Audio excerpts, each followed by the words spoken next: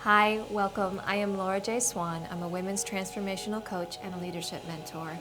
And I've been talking in this series, now that we're in, videos that I'm making, about what it means to live like a priestess. What does it mean to embody this energy that is rising on the planet in women all over? Who is the priestess? What does that archetype represent? And how can you embody her more in your own life? So in the last video, I offered some suggestions on how you might know if you are this modern day priestess. So who is she? Modern day priestess is a woman who is coming alive in her spiritual confidence. She's connecting to her own intuition and recognizing something powerful inside of herself. So you know if this is you, if you feel that rising in yourself, you feel a call to spiritual leadership.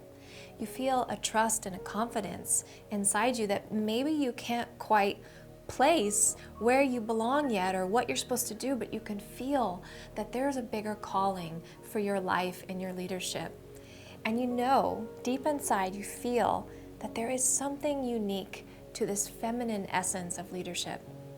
That we're living in a world that is predominantly run by certain masculine principles and methods of how to do things, and that there is this subtle whispering to you that you can feel and sense that maybe there's another way. Not to discard and get rid and make wrong the way things are, but maybe there's a balance of a new way that's emerging. And this is what the priestess knows inside. She can feel this new world emerging, and we are a part of that.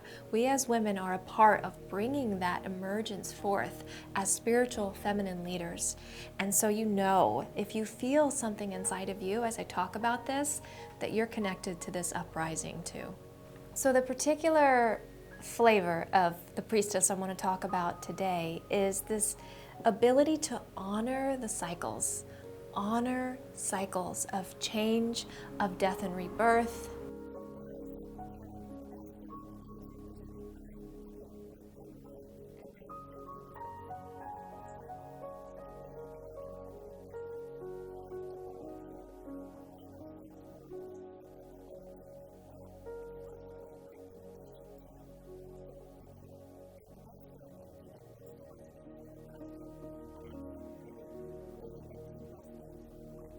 This is how it typically goes, right? We go through a change and we go from where we were to where we want to be. And it seems like it's supposed to happen like that. I've seen this happen with changes of all kinds. Women go through a divorce. Women go through any sort of transition, leaving a home, leaving a city they've been living in, graduation, a death that's happened in the family, right? Change, any kind of change or transition. It doesn't even have to be major. There's oftentimes an expectation that we move through it quickly because this culture puts an emphasis on productivity and getting things done. When we spend time in transition, there's a belief that perhaps then we're not as productive. If we're grieving, if we're confused, if we don't actually know exactly where we stand, but we know we're headed somewhere new, we're leaving somewhere different, there's this space between. So what the priestess energy calls in is this honoring of the sacredness. The cycles of nature inform us. The cycles that are right here on this earth, we see in the cycle of the day, the cycle of the moon, the cycle of the seasons. They inform how we process and move through life because we are not separate from them. The priestess energy calls together and integrates heaven and earth, as above, so below. She recognizes that there is sacredness in the everyday, earthly, real, right here. Heaven is not out there. The spiritual and divine essence of life is right here in front of us every single day, and it informs us. Nature informs us. And so this being able to recognize that change happens through a process, just like the seasons, just like the moon. There is not just a full moon and a new moon, and we jump back and forth in between. That would be crazy. There is actually transition of the waxing and waning moon between. The same thing goes for the seasons. We don't go from summer to winter just like that. They are two extremes. If transition time was not important in making change, we would not have a spring and a fall. We have an entire season devoted to transition, but we don't give ourselves the same thing. So often when it's time to make a change, right? When you're leaving a relationship, that sacred time between, the in-between, where you may not have things figured out just yet. You may not feel clear. You may still be gestating this rebirth that's about to happen, that's going to happen. There is a place you are headed that is the change, but that space between the transition time is so often forgotten. So to be a priestess in your own life is to start to really recognize and honor those cycles of change, and to actually be a space for them to be okay, to create a space for that to be okay, for yourself, for others, and really to look to the lessons and the wisdom that are in nature, because your body is deeply connected to the cycles of nature.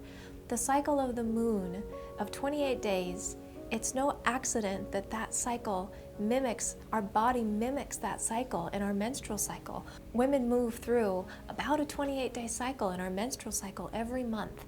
We are cyclical creatures.